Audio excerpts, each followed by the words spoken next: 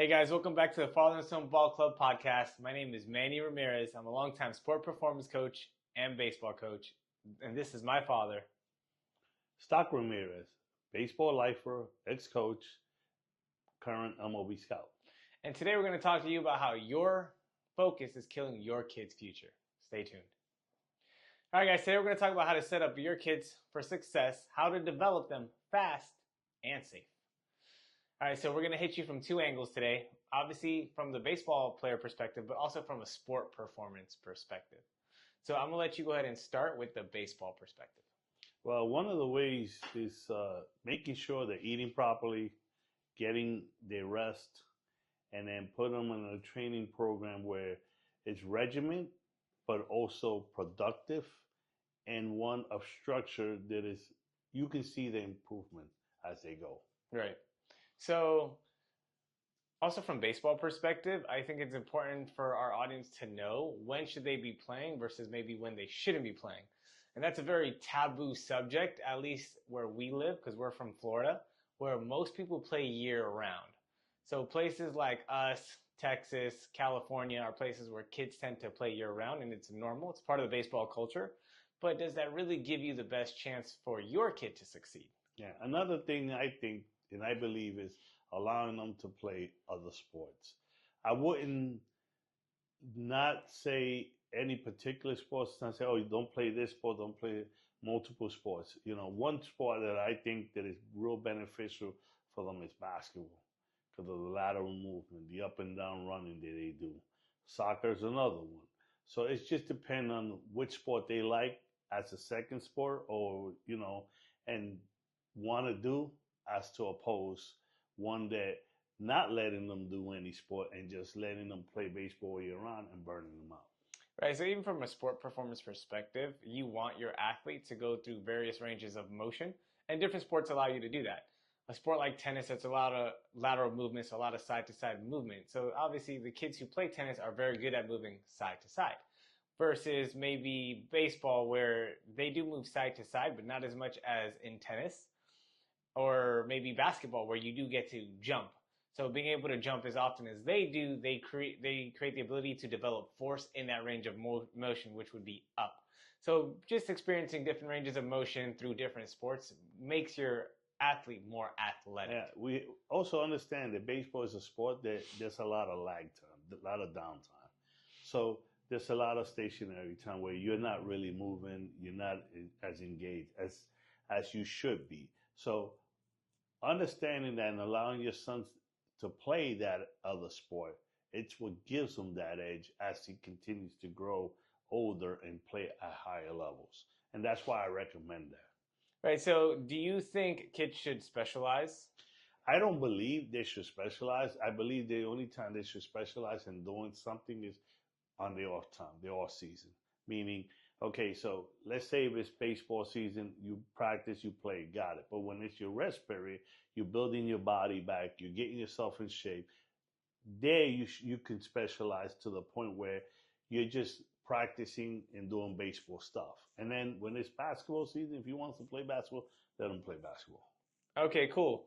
So at what age do you think maybe kids should start focusing on just baseball if that's the route they want to go to? Well, it depends on the talent level.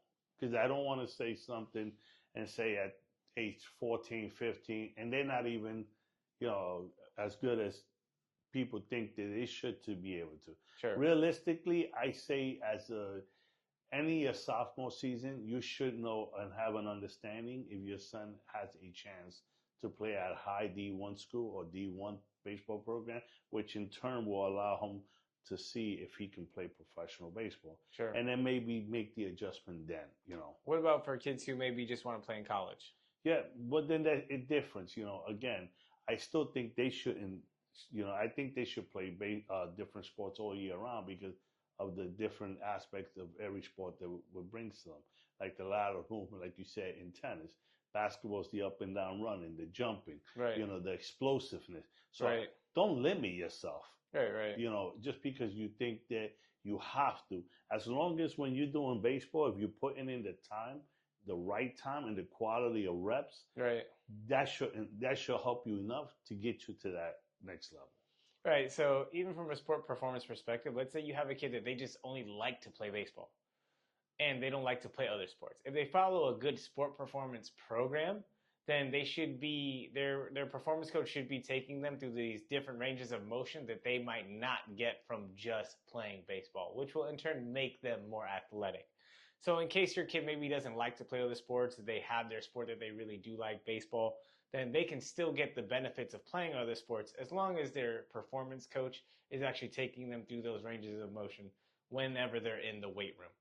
And then even with regards to weight training can start as young as 7, 8 years old, even 4 years old. You can start doing strength and conditioning, not necessarily weight training, but just taking your body through certain ranges of motion. So it doesn't have to be weights. It could just be their own body weight, taking them through different ranges of motion they would experience in field of play. But even younger kids can play dodgeball, they can play kickball, they can play soccer, they can play almost any sport, and they will pick up things from playing whatever those sports allow them to play or whatever those games are. And so you really want to focus on them having fun when they're younger and just enjoying moving around versus making it just dedicated to being a better athlete. And remember one thing, the younger they are, the less bad habits they have. So the better habits they can create. So if you put them in a structured environment where they're able to play certain sports and all, and get different, like he said, range of motion as far as moving the body and being explosive and working, that helps them develop in the long run. Right. And so back to baseball, should kids play all year round? I definitely do not agree with kids playing all year round.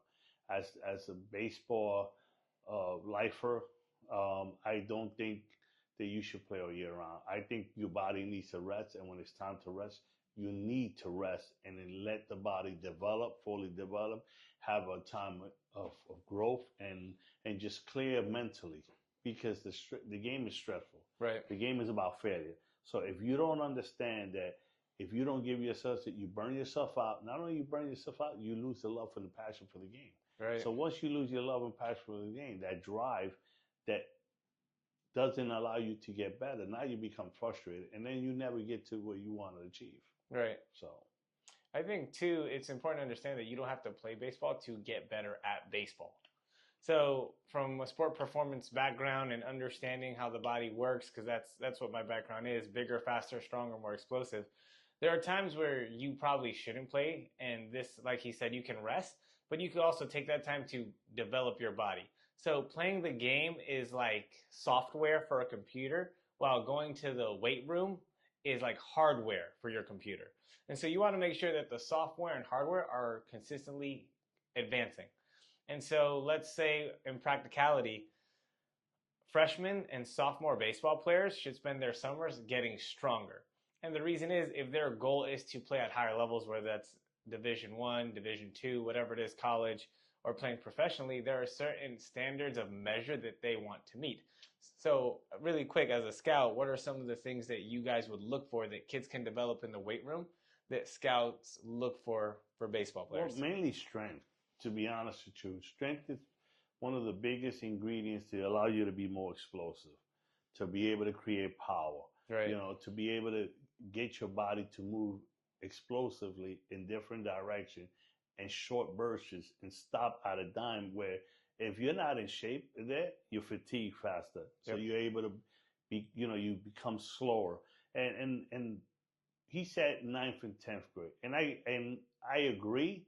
A lot of people won't agree with us because they think, oh, well, he's not getting noticed. He's not getting the exposure. Right. And that's where we say you hurt your kids instead of helping them. Right. Because ultimately, the goal is for him to get better. And if he gets better, the opportunity will come, as opposed to him putting bad numbers and right. people seeing those bad numbers right. or those bad results and already have a first impression on them and say, you know what, that kid is really not that good. Right. I agree with that. I think too, you want them to be noticed, but you need to give people a reason to notice them. And so some of the big metrics obviously would be like exit velocity, 60-yard dash time. If you're a pitcher, how hard you throw. If you're an infielder, how hard you throw across the infield. Outfielders, how hard you throw from the outfield. And run too is a big tool, because it allows you to be able to play certain positions and all. Like, a shortstop, normally a fast guy. Center fielder, normally a fast guy. Right fielder, power guy. Know Right. the position your kid is playing or wants to play, Right. and understand by you incorporating some of the stuff that we're talking about will allow him to be better. Catcher, he has to be durable. He has to have a strong lower half. How do you do that if you're playing all the time and getting beat up back there? Right. So it's important to understand that you don't have to be playing all the time to actually get better at baseball. And by doing this, you really do give your kid the best chance to not get hurt, not get burnt out, and get noticed by the people he wants to get noticed by. Exactly. And ultimately, it comes down to doing the right thing for him to have the opportunity. The game is hard. Everybody's getting better and everybody's growing faster, bigger. The game is getting tougher. So understanding that and realizing what are we doing as parents and at home as a player to get myself to that level of understanding. When we had a team, like I said, we coach, and we had a bunch of little guys. Yeah. And then I told the guy that I was coaching for, we have no shot against these other teams. In order for us to have a shot against these other, we really have to dive in and dig deep at the fundamentals of the game, understanding the fundamentals of the game and making the routine play, and then be able to put more bat to ball skills and be able to give ourselves a chance to be able to compete against those guys. And eventually, as the kids kept developing and we give them strength and conditioning programs and they started following, they started growing, they started playing better, we started winning more. When it was all said and done, everybody was happy. Oh yeah, we love it now. Right, and even as young as they were 12-year-olds, when I came in, I started doing some of the strength conditioning practices that I've been trained to do. I saw dramatic improvements in their ability to be balanced, their ability to work on one leg, which is often what we do whenever we run, right? We're switching from leg to leg. So the ability to move strongly through different ranges of motions and positions, having proper core strength, good posture. These are all things that I was able to work on with these kids that were as young as 12. And even I've had younger kids that I got to coach at the gym I was working at, from 5 and up, essentially even pro athletes, that I got to see these changes. It's just the work had to get done, but also the kids had to stop playing their sport in order to give them the chance to do this. Because if they're going super hard in the gym and super hard in their sport, the chance of them getting hurt is much higher. And again, we've said in this in previous episodes, one of the worst things that could happen is an injury, because it completely halts that developmental process. And what we fail to realize, that when you halt that process, you create an opportunity for lose the love of the game, the drive he had, the commitment, because now he's frustrated too. Right. So it becomes harder for him to say, or maybe even doubt, if I do come back and I do, want to work and all, am I going to get hurt again and all? So it takes a toll on the kid, and it's tough to overcome sometimes injuries and situations that happen. So understanding that and trying to minimize the less risk of those things happening, allow your kids to be able to function and be able to grow and play better. Yeah, I think too, even to further your point, when they get injured, if baseball was a big passion of theirs or an outlet for them, they lose that outlet. Yeah. And so we don't know what they might get into when they're not playing, because they can't play. And so there's a lot of different bad habits maybe they could essentially get into or get distracted by, that maybe doesn't offer them the same opportunities that just playing baseball would. Yeah, not only that, but just the interaction with other kids, just the friendship, the bonding, the building, the relationships that you build when you play the game. So that's why it's important to have that rest period, to have that situation where you're allowing yourself to train, but at the same time, you're not overexerting your body to where you can physically hurt yourself and get you off the field. Right. And I think it's just about being intentional with your athlete's process, right? So I'll give you an example. If I have one of my kids and I know they're going to go to a showcase, we plan out what showcase they're going to so that I can make sure their lifting program aligns with when their showcase is, so that they can be at peak optimal performance readiness to compete at that showcase. So it's a very thought out process. There's a strategy behind it to give your kids the best chance to be successful. It's not like, hey, uh, what is it, Prospect Wire is throwing a showcase in a few weeks. Maybe we should go to that. You need to be very intentional when you go to pursue these endeavors that will grant you big opportunities, because big opportunities deserve big preparation. Yeah. And understand something. Bottom line is, when you go, you're under a microscope. Everything you do matters. We live in a world now where baseball is all about analytics and numbers. So understanding that, and if you put your son in a situation where he's being graded or doesn't have the exit velocity, doesn't run as fast, or doesn't throw as hard, or doesn't do this or that, that's all being recorded. Right. That stays forever. Right. You know, you go to Perfect Game, you can Google a guy's name, and from 10 years ago, 12 years ago, 15 years ago, when all of this started, it's going to come up. It's going to show who he was and what he was at that time. That doesn't go away. So understanding that process and realizing that, it's what allows you and your kid to have the metrics they need or the performance they need. Because ultimately, at the end of the day, this is a performance-based industry. Right. So. And that's why it's important too, to make sure you're focused on the right things, the things that actually give your kid the best chance to be successful. And rest is one of them. Playing other sports is another. Understanding that and realizing that you have to incorporate that and allow him to understand why he needs to incorporate that. Right. So he can have fun while he's doing it. And when he comes back to the game of baseball, now he's more motivated. He sees the difference, and he wants to be able to continue to play and have fun. Now, if you have certain kids that just don't want to play baseball, then that rest period needs to happen. We have one player that comes to mind who was able to develop safe and fast because his mother kept the right focus. So from a baseball perspective, what is it that she focused on that allowed him to have the opportunities that he would later have? Well, the one thing she focused on was making sure that he understood that the game was just a game. And I think that was huge in his development, because when we first started, he wasn't very good at all. Right. And that helped him understand and realize that it was going to take a process for him to become a better baseball player.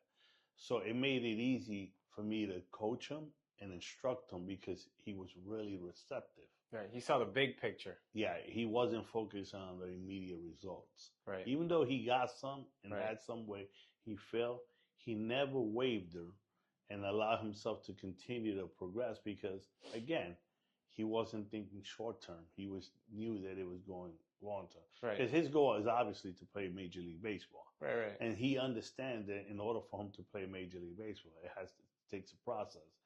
And I'm not saying that he is going to play, but he has the opportunity because of the stuff that he's done.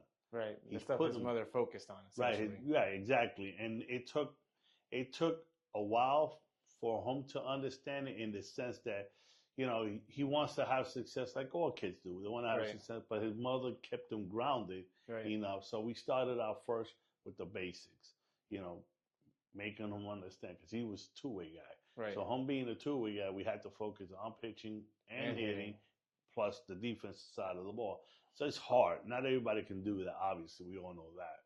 So we focus on the little stuff. Okay, what is your strength? And then let's tune that up. And then we start incorporating and working on some of the weakness. We didn't tackle both sides. We just focused on one aspect. First, it was hitting. Okay, how do you hit? You know, are you going to hit for power? Are you going to try to hit for just get hits and all? Learn how to bat the ball skills. And that's the one thing I tackled first, bat the ball skill. I told them, because you're a big kid, you're eventually going to grow into your body. Once you grow into your body, the power will translate. Right. So teaching him that and making him realize that, as the process went on, he understood and he bought into it. Right. Which made it easier for me. Right. So as far as the baseball aspect, now, then he wanted to pitch. I said, okay, let's work on mechanics. How do we get our body to work in an efficient manner without hurting yourself and throwing? Eventually, he was able to gain velocity. He was able to, you know, harness the strike zone. He was able to learn new pitches, and throw them at his due time as time went on and developed. And right now, overall, I can honestly say that he has developed to the point where he's been really comfortable. Not only really comfortable, but he knows who he is as a baseball player. So now he doesn't try to overdo it. He just stays within his realm. He's really good at that. That he understands that he knows, okay, this is my strong suit. These are the things that I'm weak at. I'm going to continue to build those stuff up, but I'm going to continue to elevate the stuff that I'm really good at. Right. And especially at pitching. Right. So he's learned that as his body's gotten stronger, he's throwing harder. He doesn't have to work at it as much as he used to. Right. Now he's focusing on control, spinning the ball a little bit more, having that secondary stuff to be able to give him the opportunity to be a pitcher at the next level. I think, too, it's important to mention some of the challenges his mom had to face with the baseball culture. Yeah. With regards to the approach she was taking, because it was very different from what a lot of other people were doing. That is an excellent point. And I didn't really think about it. And we've had really some deep conversation, me and his mother, and how she was being chastised sometimes and Right. taking the backlash. And most of the kids he actually played with are now no longer playing baseball. And he still is. Right. And that's a win. Right. And he's about to, again, eventually get a college degree. Right. At worst. At worst, exactly. So it benefit her and him, and it has allowed her to get him an opportunity not only to play college baseball, but get his school paid for. Right. Too, which is, it helps. Every little bit helps. Right. So what were like some of the practical scenarios she went through that she had to face from the baseball culture community? Like, he had a group of friends that he was playing with, and they were too busy focusing on the wrong thing instead of the development. And she was able to stick with it. She was able to not let them influence her. Right. And take the criticism. Because, eventually it cost her a friendship also. Right. She was willing to lose the friendship right. to benefit her son. And I give her, I commend her for that. It's not everybody, does that. They fall into peer pressure, right. not understanding that in reality, you have to follow a certain step for him to be able to achieve. And she did. So I commend her for doing that. And again, like I said, the other kids are not playing. He's still playing. Right. I think, too, he got the biggest scholarship. Yeah, he did, actually. From all the kids that went on to play collegiate baseball. Yeah, he actually got the biggest scholarship. Not only the biggest scholarship, but he got the D1 to play D1. And honestly, if you would have, when I first started with him and talking, I would have never thought he was going to be right. able to play that. I was just hoping he played, Division II and have a chance to play. And because he came along. By the way, he was a Northeast kid. Right. Come down here from the Northeast at age 13. He's like in 7th grade. Right, exactly. And not be able to play all year round, right. not understanding. And then compete with these kids that are playing all year round, that's a good thing. Right. It's a testament to his hard work and the focus that they kept. Absolutely. So now, as far as that aspect, that took care of that. As far as his performance aspect, you can share more of that. Yeah, so with his performance, we had to structure it around the season he was in. So obviously you want to get bigger, faster, stronger, more explosive, but it also depends on what time of the year it is because you're playing or you're in the off season or maybe you're playing fall ball. So in order to properly help him get stronger and see increases in things like exit velocity, miles per hour when on the mound, miles per hour when in the outfield because he played the outfield, he pitched, and obviously he hit. So those were the big 3 metrics I was focusing on helping him improve to get the attention of scouts and Division I schools. So I had to make sure that it was dependent on the season and then also dependent on the showcase. What time of the year was the showcase? So we would structure the showcases he would go to based on the time of the season that gave him the best opportunity to prepare for that showcase. So an example is, okay, kids play fall ball. So we didn't go to showcases in fall ball. We went to showcases during the wintertime. So in December. Or right when January would start, there'd be a showcase. That way he had time to prepare, but he also got to put himself in the best position to compete to start at his high school. So we focused on obviously developing strength, mobility, speed, explosiveness. But whenever we did those things, it was rare for him to be playing, at least playing a lot. So he might do baseball lessons, so he might do hitting lessons, he might do pitching sessions, but even then he would be communicating with me how many times he was going about doing these things to make sure it didn't interfere with his weight room development. Because ultimately that's what gave him the strength and power to start getting noticed, to start throwing harder, to start hitting balls harder, farther. And that's essentially how we went about programming for his events that he would have coming up. So that, along with obviously proper nutrition, how much protein he should be eating a day, how many hours of sleep he's getting, because I got to make sure that he's not distracted by Fortnite, whatever video game is popular, any parties that they feel like they should be going to, and things of that nature. Also take into account how he's feeling mentally, physically, emotionally, things like that. So that's how we essentially attack the performance side of things. And just to come back to something that I said as far as the baseball side, when it was off season, it was off season. Right. He can call me and ask me a question about the game, was a thought he had or whatever, but we wouldn't really do anything or allow baseball wise. Right. As far when it was time to rest and develop, it was time to rest and develop. That means he first started his physical training, and then as it got deeper into physical training, then we would do some baseball right stuff. Slowly add and incrementally baseball stuff, right, because then that would give him the strength and the power that he needed to be able to be fully capable of just getting to the baseball rep and not burn out and not get tired and not hurt himself. Right. Even as his performance coach, there were weeks he would go where I told him he wasn't allowed to train or do any baseball either, to make sure he properly rested, because that's a big part of training too. Yeah, exactly. All right, guys, that's it for this episode. If you like what you heard, like, comment, subscribe, and then remember, we have our free skill community if you want to join the conversation. So we can try to help you get your athlete in the best position to be successful. Take care.